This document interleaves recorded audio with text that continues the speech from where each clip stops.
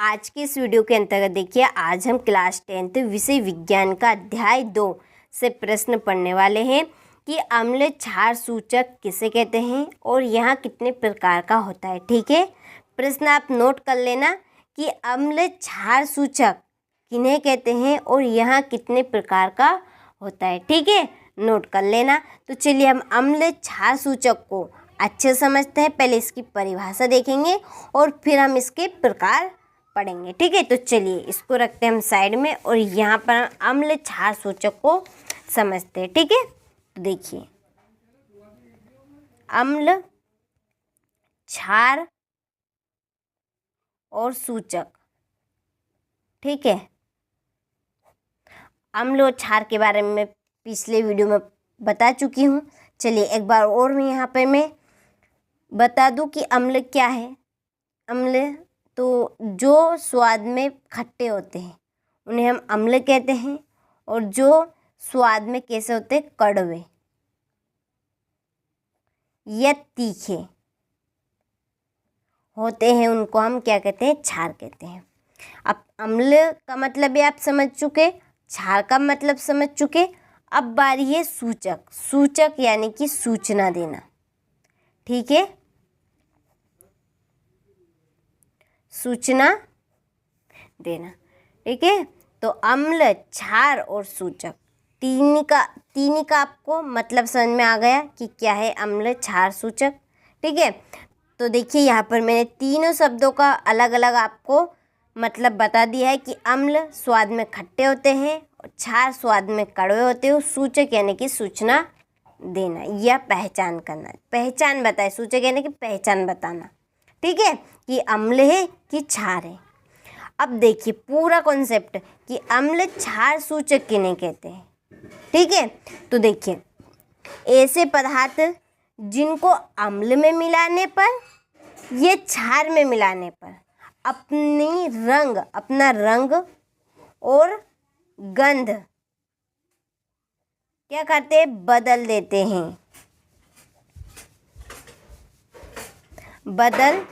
हैं, उन्हें हम क्या कहेंगे, अम्ल क्षार सूचक। जैसे कि लिटमस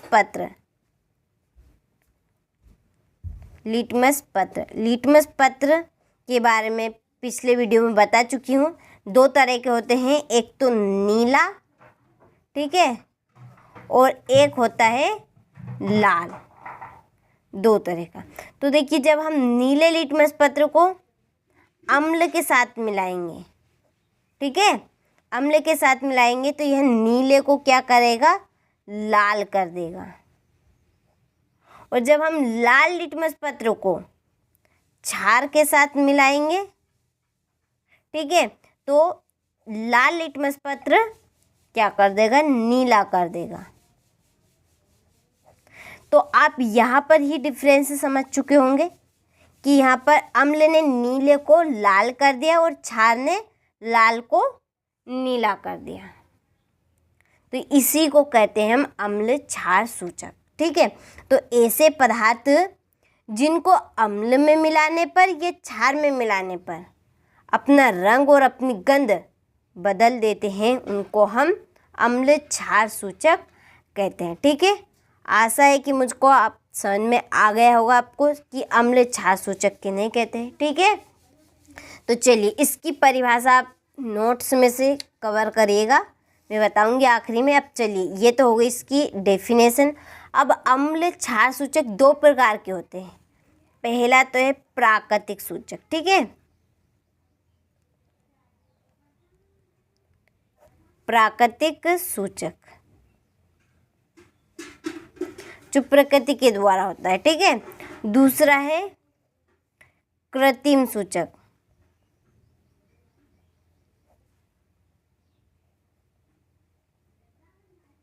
कृत्रिम सूचक, इसका दूसरा नाम है संश्लेषित सूचक। इसको हम संश्लेषित सूचक भी कहते हैं।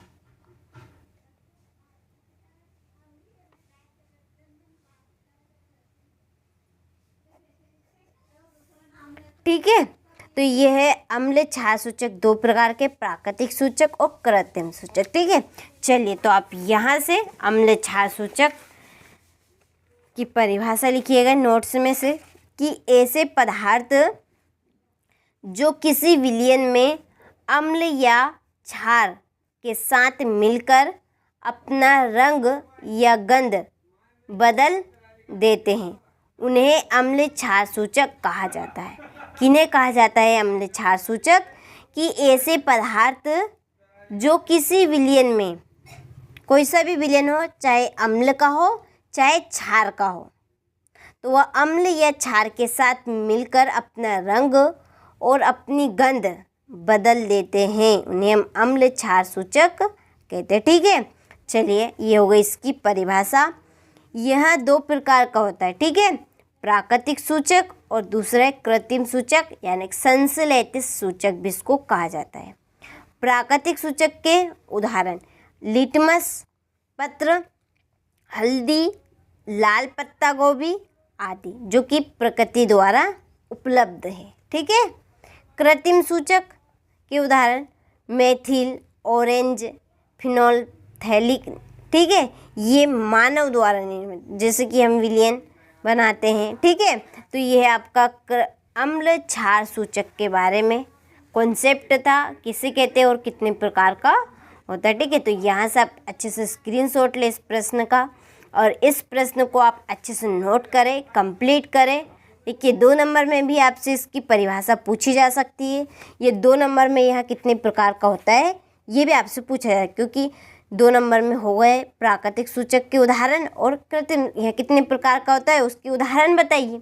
ठीक है, तो 1 नंबर का तो ये हो गए ये कॉन्सेप्ट और 1 नंबर के इनके उदाहरण। 2 नंबर का ये 4 नंबर में भी आपसे ये पूछा जा सकता है। ठीक है, तो आप अच्छे से नोट करें और इसको कंप्लीट करें।